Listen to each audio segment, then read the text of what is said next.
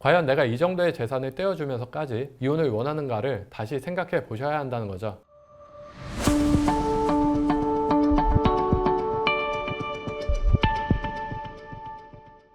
네, 안녕하세요. 대한민국 대표 K변호사 강승구 변호사입니다. 요새는 이혼한 사람들, 이혼하려는 사람들 주위에서 많이 볼 수 있는데요. 시대가 변해가면서 이렇게 이혼이 점점 흔해지고 이혼을 하는 게 전혀 흠이 되지 않는다 하는 추세로 생각들이 바뀌고 있죠. 그런데 이게 막상 내일이 되면 그렇지 않다는 거예요. 이혼 소송이라는 게 사실 쉬운 게 아니거든요. 함께 배를 타고 가던 두 사람이 자, 이제 각자 길 갑시다 하는 거죠. 근데 그냥 한 명이 내리고 한 명은 가던 길 계속 가면 되는 거냐? 그게 아니라는 거예요. 일단 배 안에 물건들이 있으면 그게 누구 거냐 하나하나 따지게 되고 심지어는 배를 쪼개는 상황까지 일어납니다. 어지간히 강한 결심이 선 상황이 아니라면 그 과정에서 포기해버리고 싶어질 수도 있다는 거예요. 그래서 준비한 오늘의 영상, 이혼 소송에 앞서서 내가 과연 정말로 이혼을 원하고 있는지, 이혼을 할 준비가 되어 있는지, 이혼을 결심할 때 주의해야 할 사항들에 대해서 한번 알아보도록 하겠습니다. 저 이혼하고 싶어요. 확고합니다. 일단 변호사를 찾아서 상담하러 오신 분들은 모두 이렇게들 말씀하시는데요. 이혼을 처음 고려하게 되면 이것저것 정보들을 찾아보게 되죠. 찾은 내용들을 이렇게 저렇게 조합을 해보니까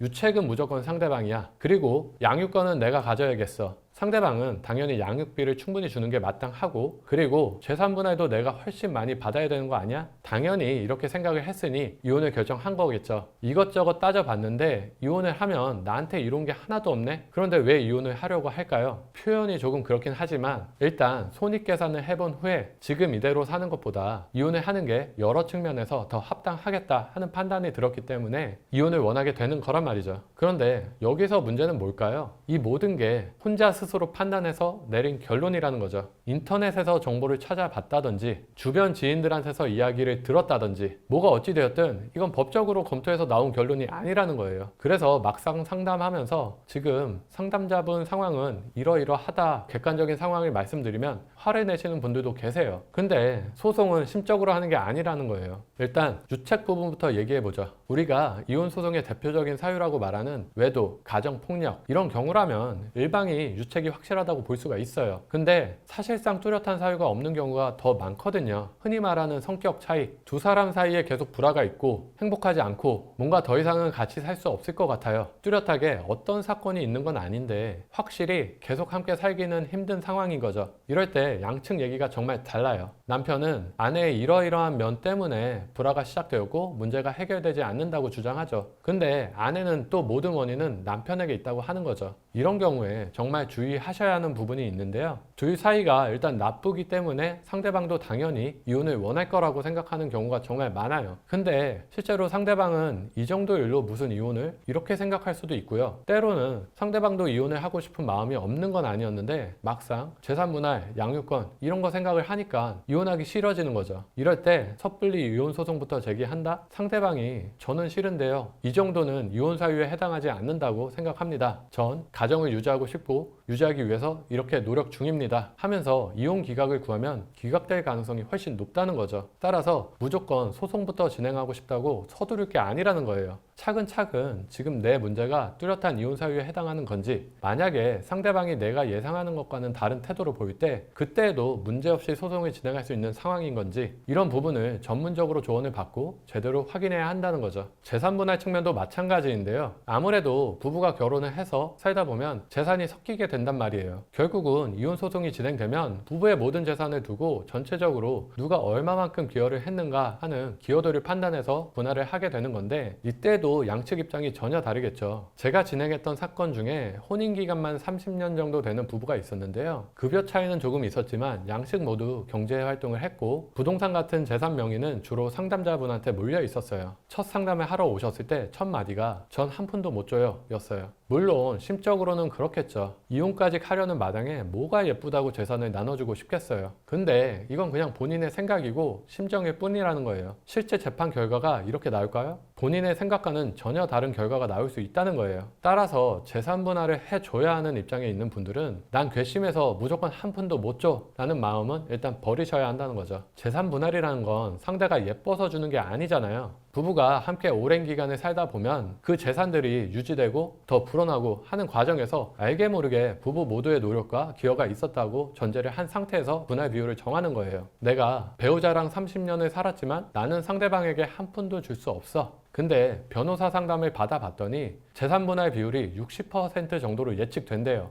상대방에게 40%는 떼어줘야 한다는 거잖아요. 한 푼도 못 준다는 입장과 40%를 인정해줘야 한다는 건 갭이 너무 크다는 거죠. 내가 생각하고 있는 거랑 실제 재판은 판이하게 다르다는 거예요. 따라서 과연 내가 이 정도의 재산을 떼어주면서까지 이혼을 원하는가를 다시 생각해 보셔야 한다는 거죠. 진짜 상대방과 헤어지는 게 1차 목적이신 분들은 전 재산 분할 얼마 받던지 상관없고요. 무조건 헤어지고 싶어요 하시는 분들도 실제 계세요. 이건 이혼 의사가 확고한 케이스겠죠. 결국 이혼 소송을 고려할 때는 재산 분할을 해줘야 하는 쪽이라면 내가 얼마까지는 상대방에게 분할을 해줄 수 있는지, 마음은 한 푼도 주기 싫지만 그래도 나는 이혼을 정말 하고 싶으니 이 정도 금액까지는 참고 분할해 줄 수 있겠다, 그렇게라도 나는 이혼을 하겠다 하는 범위를 확실히 정해두고 시작하셔야 한다는 거예요. 반대로 재산 분할을 받아야 이혼 후에 생활이 가능한 경우도 있을 수 있겠죠. 이때 정말 이혼을 원하시는 분 중에는 앞으로 자신이 혼자 살아가야 하는 걸 생각하면서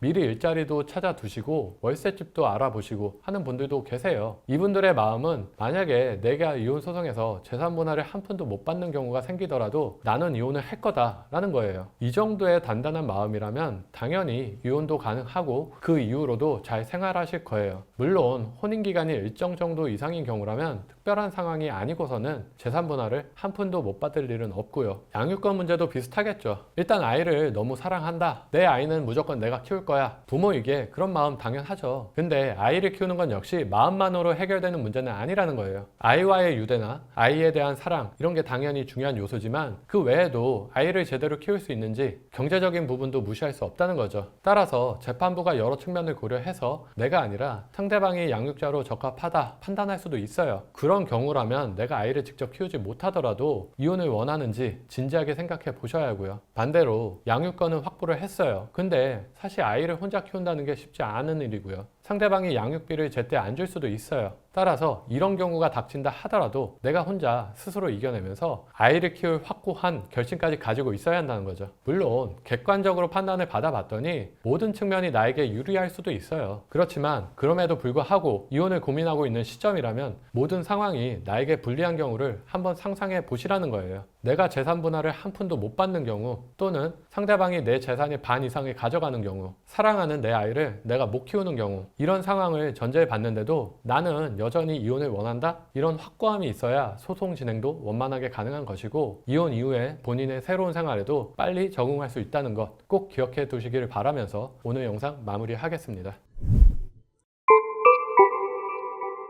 오늘도 K변호사 채널과 함께 하신 내용이 여러분께 도움이 되셨기를 바라고, 이와 관련해서 궁금한 점은 아래 댓글란에 남겨주시거나 상담 전화 주시면 자세하게 답변 드리겠습니다. 오늘 영상 도움 되셨다면 구독과 좋아요 부탁드리고, 다음 영상에서는 더욱 유익한 주제로 다시 찾아뵙겠습니다. 오늘 영상 끝까지 함께 해주셔서 감사합니다.